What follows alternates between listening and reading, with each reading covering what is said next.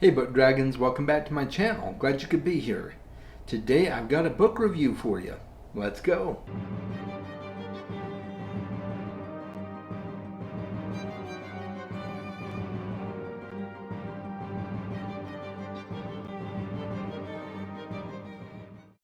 Thank you to my patrons. I really appreciate all you do to support the channel.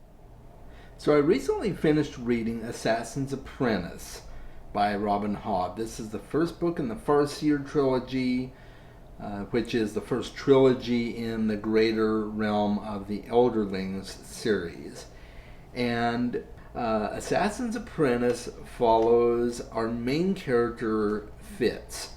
He's the primary character in the story, the primary point of view. He's the main protagonist of the story.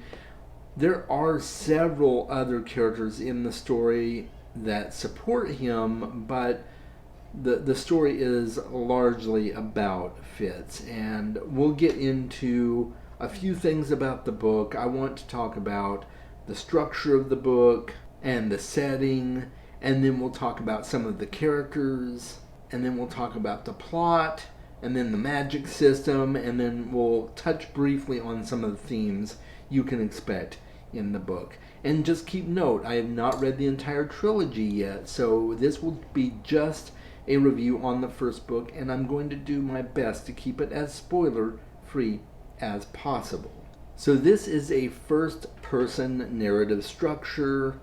We are getting the story told to us from Fitz's point of view, and he is relaying it to us after the fact in a memoir sort of format. So he's giving us an autobiography of sorts of his years growing up in this world and learning the assassin's trade and things like that. This is set in a world ruled over by a kingdom made up of 6 duchies. And the world comprises a myriad of islands and coastal settlements bordering some more mountainous regions. Naming conventions in this world are based on the most desirable traits for any given person.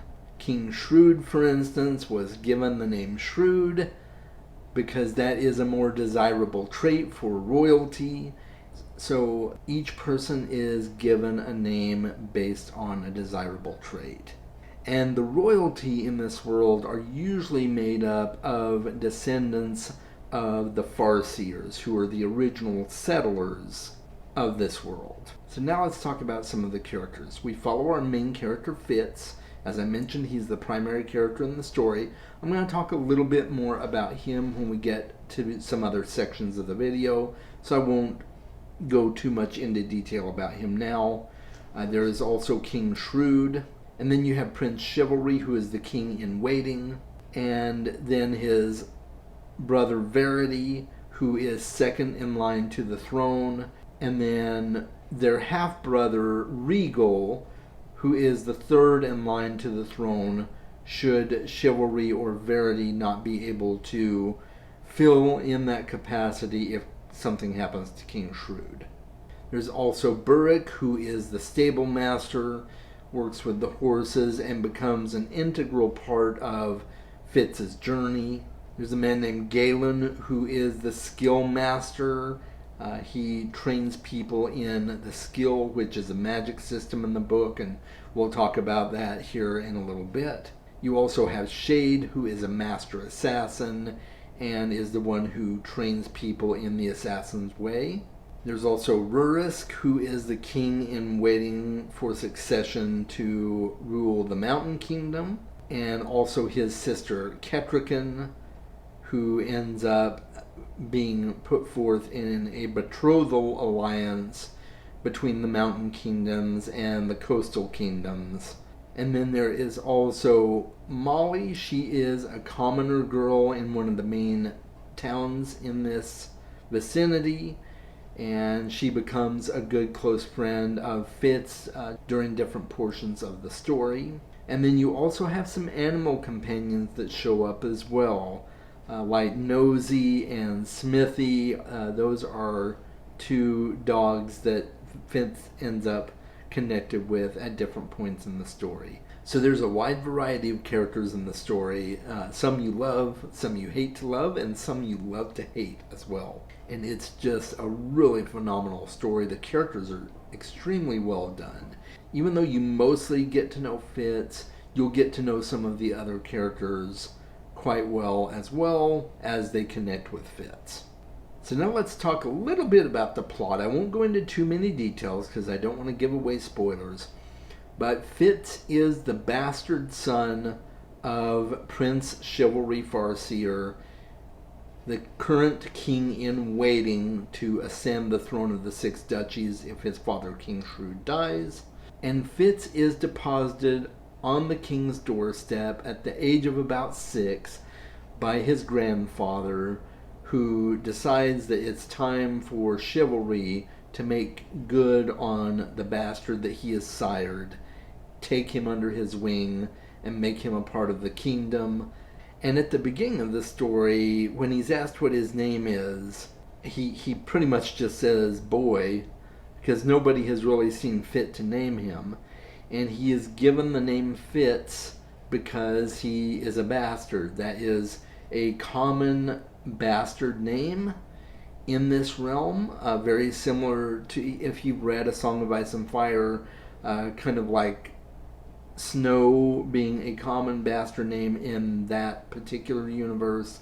It's the same way in the realm of the Elderlings with Fitz. And no one has seen fit to give him a proper name befitting a desirable trait, and especially not befitting royalty, because as a bastard, he really can't lay claim to the throne. And Fitz is trained in various vocations.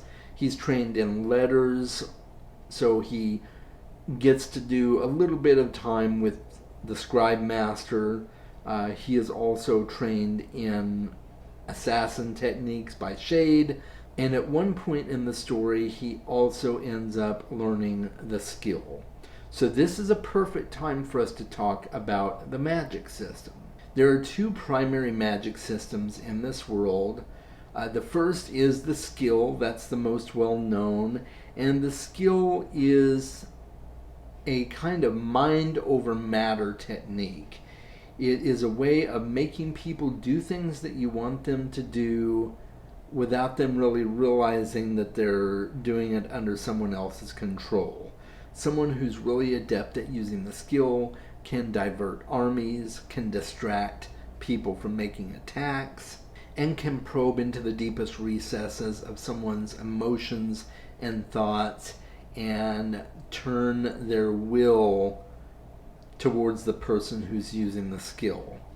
So it can be very volatile if not used properly, and it can get you into a lot of trouble, or it can turn the tide of war. There's so many uses for it, some good, some not so good, as you can imagine. And that's why they have people trained in it so that they use it properly, and they become weapons for the king by using it, instead of going off and using it for their own purposes. They do have the skill master named Galen, and he is one of those that you will learn to hate in this story because of the way that he treats certain people, especially if they are bastards, and most especially if they are Fitz. And you'll find out more reasons for that as you read the story. There is also another ability which is considered more of a debased ability. It's highly frowned upon, and that is the wit. And someone using the wit can communicate with animals. And this is not just a basic talking with animals. This is actually a deep-seated bond between that person and the animal or animals that they are connecting with, in which they form a mind bond with that animal, and it can even get to the point where they become so entrenched in the relationship between themselves and the animal that they lose their humanity. And so that's one of the reasons that it's highly frowned upon and strongly discouraged. And so now I want to just touch on a couple of themes that I saw running through this story. And one of those themes would be family relations, and specifically the dynamic between being in power and being family, and what being family means when you are born into a royal family specifically. So that whole dynamic was really interesting to see. And there's a lot of politics going on, both up front and behind the scenes in this story. So if you like political intrigue, there is quite a bit of that. And then the struggle between power and control. There are some people who use their power for the good of the people, and there are other people who use their power to control people. And so you see both dynamics played off quite heavily in this story, because there are those who seek to control and manipulate as opposed to using their power for good. So I saw those themes both running really strongly in this story. So overall, I thoroughly enjoyed Assassin's Apprentice, and I am so excited to continue reading the Farseer trilogy, and eventually probably reading the entire realm of the Elderlings series. But it's a good 11, 12 books at least, and so it'll take me a while to get through. But I highly, highly recommend that if you haven't started the Farseer trilogy, at least give Assassin's Apprentice a try and see what you think. I can hardly wait to keep going with the series. I did buddy read this with my friend Mona Lisa Reads, and so she and I will probably be having a discussion at some point, I think once we finish reading the entire Farseer trilogy. And then we'll have a get-together, do a live chat to talk about that. But I thoroughly enjoyed the book, and I think you will like it too, especially if you like the assassin trope.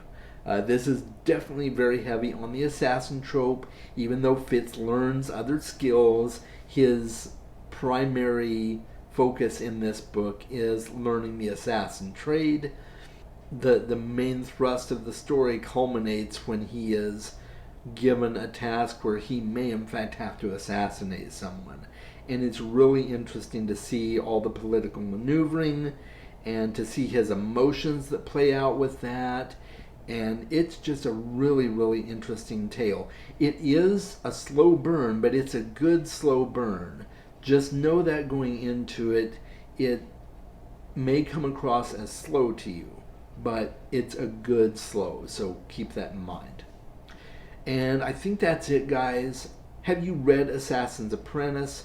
What did you think? I know a lot of my BookTube friends are very high on this series, and I'm curious what your thoughts are. Let me know in the comments. And if there are other books that you know of that are similar to Assassin's Apprentice, what are they? Let me know in the comments as well. I'd be curious to hear if you've got other recommendations for me. Make sure you are reading more books. I'll talk to you soon.